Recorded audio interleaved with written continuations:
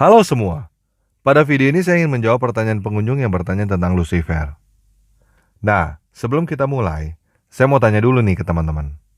Teman-teman tahu tentang Lucifer dari mana? Maksud saya, teman-teman tahu bahwa pemimpin iblis itu namanya Lucifer dari mana? Apakah teman-teman pernah baca nama Lucifer di dalam Alkitab? Nggak tahu ya? Oke, saya langsung kasih tahu aja ya. Teman-teman tahu tentang Lucifer, sumbernya dari film-film Hollywood, bukan dari Alkitab. Apakah cerita yang di film-film itu benar? Pertanyaan seperti itu sama seperti nanya apakah Batman dan Iron Man itu beneran ada. Jadi pada video ini, saya akan membahas tentang Lucifer berdasarkan apa yang tertulis di dalam Alkitab. Oke, kita mulai aja ya.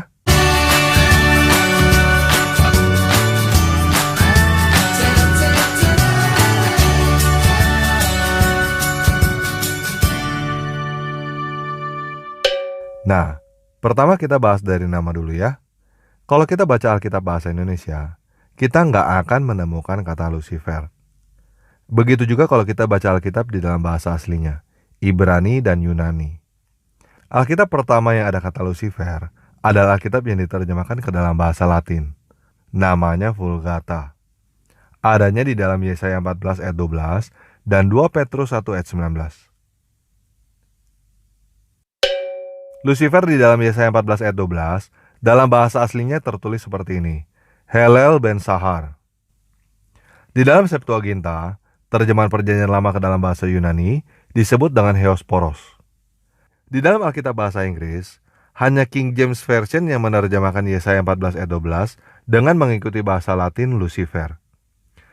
Alkitab bahasa Inggris lainnya menerjemahkannya menjadi Morning Star. Di dalam Alkitab terjemahan lain, diterjemahkan menjadi bintang timur putra fajar. Nah, sekarang kita baca Yesaya 14 ayat 12-21 yuk. Wah, engkau sudah jatuh dari langit, hai bintang timur putra fajar. Engkau sudah dipecahkan dan jatuh ke bumi, hai yang mengalahkan bangsa-bangsa. Engkau yang tadinya berkata dalam hatimu, aku hendak naik ke langit, aku hendak mendirikan tahtaku mengatasi bintang-bintang Allah, dan aku hendak duduk di atas bukit pertemuan, jauh di sebelah utara. Aku hendak naik mengatasi ketinggian awan-awan, serta menyamai yang maha tinggi. Sebaliknya ke dalam dunia orang mati engkau diturunkan, ke tempat yang paling dalam di liang kubur. Orang-orang yang melihat engkau akan memperhatikan dan mengamat-amati engkau. Katanya, inikah dia yang telah membuat bumi bergetar, dan yang telah membuat kerajaan-kerajaan bergoncang, yang telah membuat dunia seperti padang gurun dan menghancurkan kota-kotanya, yang tidak melepaskan orang-orangnya yang terkurung pulang ke rumah? Semua bekas raja bangsa-bangsa berbaring dalam kemuliaan, masing-masing dalam rumah kuburnya. Tetapi engkau ini telah terlempar jauh dari kuburmu, seperti taruk yang jijik, ditutup dengan mayat orang-orang yang tertikam oleh pedang, dan jatuh tercampak ke batu-batu liang kubur seperti bangkai yang terinjak-injak. Engkau tidak akan bersama-sama dengan raja-raja itu di dalam kubur, sebab engkau telah merusak negerimu dan membunuh rakyatmu. Anak cucu orang yang berbuat jahat tidak akan disebut-sebut untuk selama-lamanya. Dirikanlah bagi anak-anaknya tempat pembantaian oleh karena kesalahan nenek moyang mereka, supaya mereka jangan bangun dan menduduki bumi dan memenuhi dunia dengan kota-kota. Nah, bagaimana? Apakah ini berbicara tentang malaikat jatuh? Bukan ya. Putra fajar itu artinya adalah raja. Sekarang kita masih bisa lihat kerajaan yang masih menggunakan istilah itu adalah Jepang. Kaisar Jepang dianggap sebagai anak dewa matahari. Oke? 2 Petrus 1 ayat 19 tertulis seperti ini di dalam bahasa aslinya. Fosforos. Yuk kita baca dari Alkitab terjemahan lain. Dengan demikian, kami makin diteguhkan oleh firman yang telah disampaikan oleh para nabi. Alangkah baiknya kalau kamu memperhatikannya sama seperti memperhatikan pelita yang bercahaya di tempat yang gelap, sampai fajar menyingsing dan bintang timur terbit bersinar di dalam hatimu. Jadi apakah Lucifer adalah nama pemimpin setan menurut Alkitab? Sama sekali bukan ya. Banyak orang, termasuk para pendeta, udah terbawa oleh opini masyarakat bahwa pemimpin setan namanya Lucifer. Itu sebabnya banyak ayat-ayat yang dicomot dari Alkitab seperti naga yang menyeret sepertiga bintang di dalam Wahyu 12 dianggap namanya Lucifer. Menurut saya, ini namanya cocokologi, bukan fakta. Masyarakat dan para pendeta udah terlanjur seru dengan cerita Lucifer si malaikat jatuh dan percaya bahwa itu sungguhan, padahal itu dongeng, nggak ada di dalam Alkitab. Mungkin sekarang malah banyak yang menganggap bahwa aliran Kristen yang berkata Lucifer si malaikat jatuh itu nggak ada, dianggap aliran sesat kali ya. Padahal Lucifer yang si malaikat jatuh itu yang adalah dongeng, nggak ada di Alkitab. Jadi saya mau berkata begini ke teman-teman. Mungkin teman-teman tahu bahwa saya banyak mengkritisi Alkitab terjemahan Lai. Saya bahkan menerjemahkan Alkitab sendiri. Tetapi, menurut saya Alkitab terjemahan Lai sudah cukup bagus untuk dibaca oleh kamu yang awam. Semua poin penting di dalam Alkitab Lai sudah benar. Yesus bangkit dari kematian, Dia menjanjikan kita juga bangkit dari kematian, lalu hidup abadi bersama dengan Dia. Dan Dia memerintahkan kita untuk mengampuni dan mengasihi. Yang lain hanya perbedaan penerjemahan yang bermanfaat bagi kamu yang mau mendalami Alkitab. Jadi lebih baik kamu baca Alkitab daripada tidak baca Alkitab. Semua cerita yang ada di dalam Alkitab bermanfaat untuk kamu lebih bijaksana dalam menjalani hidup. Kamu belajar dari pengalaman orang lain yang ada di dalam Alkitab. Kamu belajar dari kehidupan orang-orang di sekitar kamu itu bagus, tetapi mereka belum selesai. Kamu belum tahu akhir hidup mereka dan apa yang terjadi setelah mereka meninggal. Tokoh-tokoh yang ada di dalam Alkitab udah selesai. Siapapun juga kamu, apapun juga masalah yang kamu hadapi, kamu bisa menemukan diri kamu sendiri di dalam Alkitab. Kamu bisa menemukan apa yang akan terjadi bila kamu melakukan ini, dan apa yang akan terjadi bila kamu melakukan itu. Dengan membaca Alkitab sendiri, kamu tidak akan dibimbing oleh orang-orang yang sama nggak taunya seperti kamu. Oke, jadi teman-teman mulai baca Alkitab sendiri ya. Kalau nggak tahu mesti mulai dari mana, mulai dari Matius. Enjoy aja bacanya, nggak usah dibawa stres. Kalau kamu belum ngerti, lanjut terus bacanya. Suatu saat nanti kamu akan ngerti. Nah, kalau Lucifer bukan nama pemimpin setan, siapa nama pemimpin setan? Sebelum saya menjawab hal itu, saya mau sharing 3 kata yang tertulis di dalam Perjanjian Baru bahasa Yunani, yaitu Satanas, Diabolos, dan Daimones. Kalau Satanas, teman-teman bisa gampang ya nebaknya. Ini seharusnya diterjemahkan menjadi setan. Diabolos seharusnya diterjemahkan menjadi iblis. Daimones adalah demon, seharusnya diterjemahkan menjadi jin. Kata Satanas artinya adalah penentang. Kata Diabolos artinya adalah pemfitnah. Jadi Satanas dan Diabolos belum tentu makhluk halus. Jelas ya? Ketiga kata ini, Satanas, Diabolos, dan Daimones, sering tercampur-campur dalam Alkitab terjemahan. Karena kadang-kadang dianggap sama aja artinya. Kita ambil contoh, Matius 16 ayat 23. Di situ diterjemahkan, Yesus berkata kepada Petrus, "Enyahlah iblis." Mari kita lihat apa yang tertulis di dalam bahasa aslinya. Di situ tertulis Satana, bukan Diabolos. Mari kita baca Matius 16 ayat 23 terjemahan tanpa ragi. Namun dia berbalik dan berkata kepada Petrus, "Pergilah ke belakang aku, penentang. Kamu adalah penistaku, karena kamu tidak memikirkan keinginan dewa, tetapi keinginan para manusia." Nah, saya tidak akan komentar kenapa Lai menerjemahkan Satanas menjadi iblis. Tetapi saya ingin sharing bahwa Yesus membentak Petrus bukan karena Petrus kerasukan setan atau iblis, tetapi karena Petrus berkata sesuatu yang menentang Yesus. Oke? Nah, kata daimones sering diterjemahkan menjadi setan oleh Lai. Kita bisa banyak melihatnya di Alkitab terjemahan Lai, tertulis mengusir setan. Setan yang tertulis di situ Bahasa aslinya bukan satana, tetapi daimones. Nah, teman-teman mungkin bisa paham kenapa saya tidak menerjemahkan daimones menjadi setan. Karena bentrok dengan satana. Tetapi kenapa saya menerjemahkan daimones menjadi jin, bukan roh jahat? Roh bahasa Yunaninya adalah pneumatos. Daimones dan pneumatos adalah dua kata yang sangat berbeda. Tidak ada unsur pneumatos sama sekali di dalam kata daimones. Itu sebabnya saya tidak menerjemahkan daimones menjadi roh jahat. Yuk kita baca arti jin di dalam KBBI. Makhluk halus yang diciptakan dari api. Nah, saya nggak setuju dengan pengertian diciptakan dari api. Tetapi saya tidak menemukan kata lain yang lebih tepat untuk menerjemahkan daimones yang bahasa Inggrisnya adalah demons. Oke? Nah, bagaimana dengan hantu? Hantu terdapat di dalam Alkitab Lai pada Matius 14 ayat 26, Markus 6 ayat 49, Lukas 24 ayat 37, dan Lukas 24 ayat 39. Kata yang dipakai di dalam Matius 14 ayat 26 dan Markus 6 ayat 49 adalah fantasma. Kata yang dipakai di dalam Lukas 24 ayat 37 dan 39 adalah pneuma.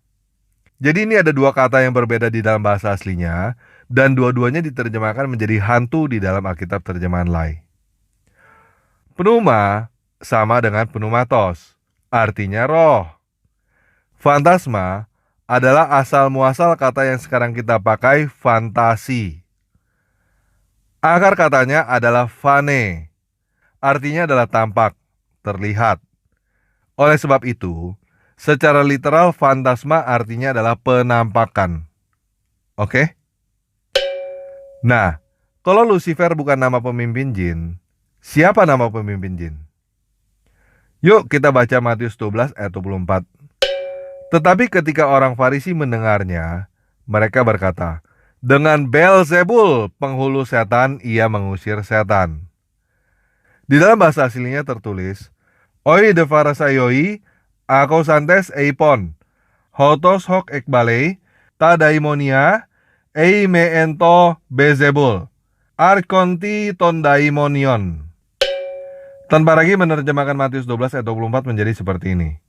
Namun para Farisi yang mendengarnya berkata, dia tidak mengeluarkan jin-jin jika bukan di dalam Beelzebul, pemimpin para jin.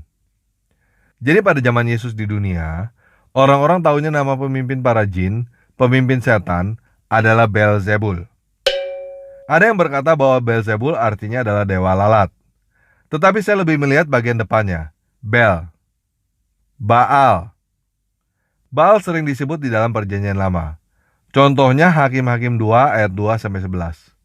Lalu orang Israel melakukan apa yang jahat di mata Tuhan, dan mereka beribadah kepada para Baal. Yang menarik adalah kata Baal, secara arti mirip dengan Adonai. Artinya adalah pemilik, Tuan, Tuhan. Nah, saya belum menerjemahkan ulang perjanjian lama. Rencananya, saya menerjemahkan Adonai menjadi penguasa, seperti kata kurios yang digunakan di dalam perjanjian baru. Tetapi saya masih bingung dengan kata Baal ini. Seharusnya diterjemahkan menjadi apa? Apa kata yang paling tepat untuk menerjemahkan Baal ke dalam bahasa Indonesia? Jadi kalau teman-teman ada yang mau kasih usul, silakan tulis komentar di bawah video ini ya. Sebagai tambahan informasi, kata malaikat yang ada di dalam Alkitab, bahasa Ibraninya adalah malaki, bahasa Yunaninya adalah angelos. Artinya bukan makhluk bersayap seperti ini. Malaikat artinya adalah pembawa kabar, pembawa berita. El artinya adalah dewa. Mikael, dewa Mika. Gabriel, dewa Gabri. Elohim artinya adalah dewata. Dewa dalam bentuk jamak, dewa-dewa. Adonai Elohim artinya adalah penguasa dewata. Penguasanya para dewa. Sekarang saya ingin mengajak teman-teman untuk membaca syahadat Yahudi di dalam Ulangan 6 ayat 4. Dengarlah hai Israel, Tuhan itu Allah kita, Tuhan itu Esa. Perhatikan di situ kita baca Tuhan itu Esa, bukan Allah itu Esa. Oke? Yuk sekarang kita baca di dalam bahasa aslinya. Shema Yisrael, Yeva Elohenu, Yeva Ehad. Di situ kita baca Yeva Ehad, bukan Elohim Ehad. Apakah kita salah baca?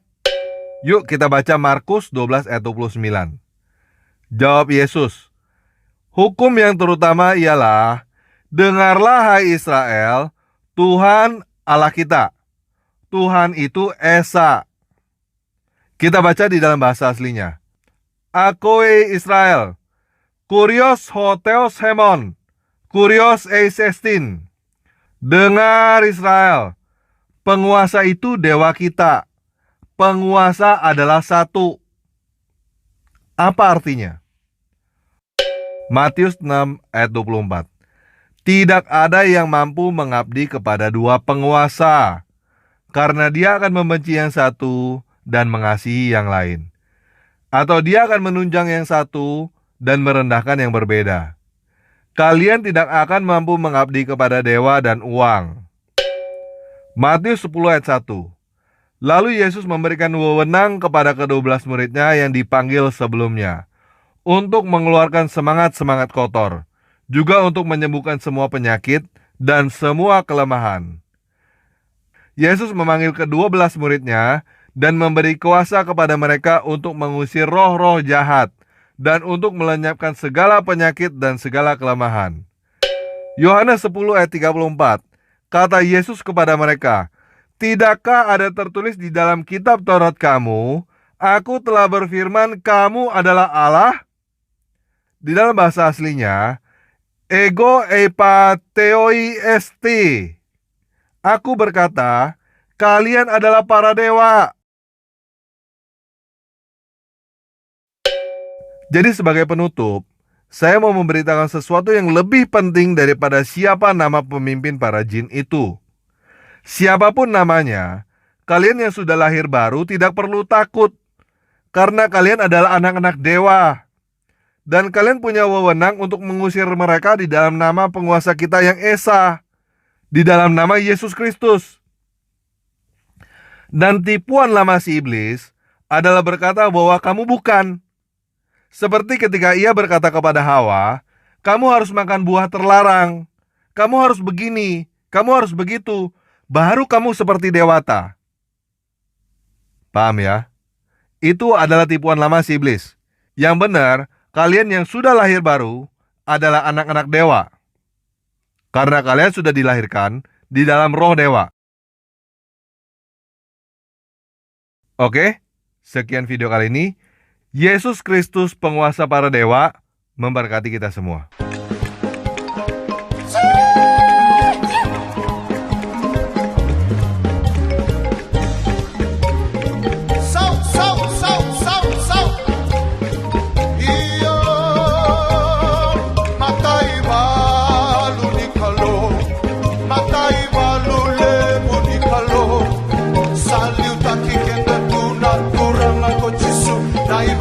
Naibalu ni kalo, iyo matai balu ni kalo, iyo matai balu lebu ni kalo.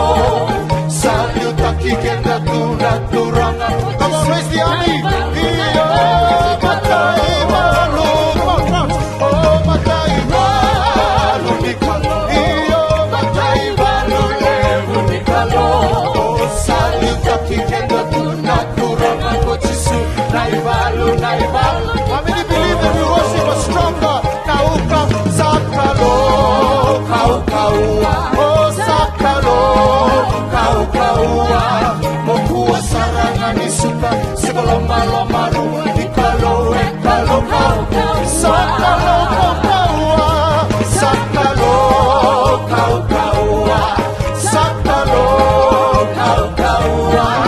mau sarangan isuka sebelum malu di kalau kau kuani kawaio kuani kawai kanio sarani kawai tata na kontra bosana tamata senang sinilingan sarani kawai kuayo kuani kawai